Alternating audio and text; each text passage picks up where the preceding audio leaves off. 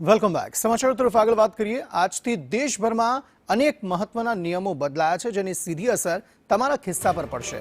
Commercial gas સિલિન્ડરના ભાવ ઘટતા hotel રેસ્ટોરન્ટના દર ઉપર અસર પડી શકે છે.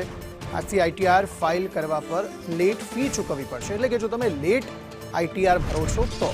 જ્યારે રેલવે કાઉન્ટર પર નવી ટોકન સિસ્ટમ શરૂ કરાઈ છે. આ સિવાય બેન્કિંગ ચાર્જીસ બદલાયા છે અને આરબીઆઈની બેઠક પર વ્યાજ દરો આધારિત નજર રહેશે.